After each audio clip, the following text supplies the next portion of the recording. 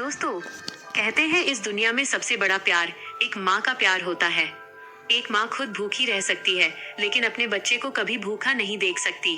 आज की कहानी भी एक ऐसी ही माँ और उसके बेटे की है, जिसे सुनकर शायद आपकी आंखें भी नम हो जाएं। एक छोटे से गांव में सावित्री नाम की एक गरीब महिला रहती थी। उसका एक ही बेटा था, अर्जुन। सावित्री दिन रात मेहनत करती थी। कभी खेतों में काम करती, तो कभी लोगों के घरों में बर्तन साफ करती। उसकी जिंदगी का सिर्फ एक ही सपना था, उसका बेटा पढ़ लिख कर बड़ा आदमी बने। अर्जुन भी बचपन में अपनी माँ से बहुत प्यार करता था। वह हर रात अपनी माँ से कहता, माँ, जब मैं बड़ा आदमी बन जाऊंगा ना, तो तुम्हें कोई काम नहीं करने दूंगा। यह सुनकर सावित्री मुस्कुरा देती, लेकिन उसकी आंखों में आंसू आ जाते, क्योंकि वो जानती थी कि गरीबों के सपने पूरे करना आसान नहीं होता। समय बीतता गया। अर्जुन पढ़ाई में बहुत तेज निकला। गांव के मास्टर जी भी उसकी तारीफ करते थे, लेकिन आगे की पढ़ाई के लिए उसे शहर जाना था। सावित्री के पास इतने पैसे नहीं थे। उसने अपने शादी के गहने बेच दिए, यहाँ तक कि अपनी पसंदीदा चूड़ियां भी बेच दी, ताकि उसका बेटा पढ़ सके। अर्जुन शहर चला गया।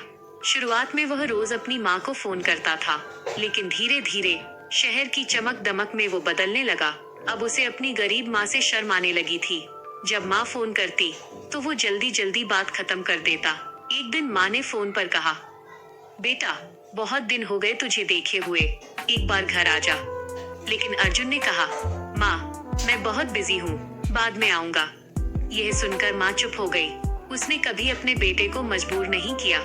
कुछ महीनों बाद अर्जुन एक बड़ा अफसर बन गया।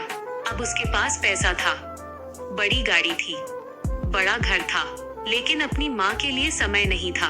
उधर गांव में सावित्री की तबीयत लगातार खराब होती जा रही थी। फिर एक दिन अर्जुन को गांव से फोन आया।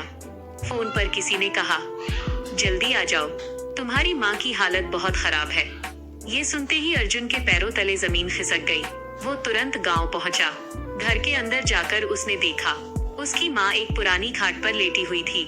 चेहरा कमजोर हो चुका था, लेकिन बेटे को देखते ही उसकी आंखों में चमक आ गई। सावित्री ने कांपते हाथों से अर्जुन का चेहरा छुआ और धीमी आवाज में बोली, तू आ गया बेटा, अब मुझे कोई दुख नहीं। ये सुनकर अर्जुन जोर जोर से रोने लगा। उसे अपनी गलती का एहसास हो चुका था। वो अपनी माँ के पैरों में गिरकर बोला, माँ, मुझे माफ कर दो, मैं तुम्हें पहचान नहीं पाया। माँ हल्का सा मुस्कुराई और बोली, माँ अपने बच्चों से कभी नाराज नहीं होती। फिर उसने अपने पास रखी एक छोटी सी पोटली अर्जुन को दी। उसमें अर्जुन के बचपन की कॉपियां, एक टूटा हुआ खिलौना और एक पुरानी चिट्ठी थी। अर्जुन ने कांपते हाथों से वो चिट्ठी खोली। उसमें लिखा था, बेटा, अगर मैं कभी तुझसे दूर हो जाऊं, तो बस इतना याद रखना,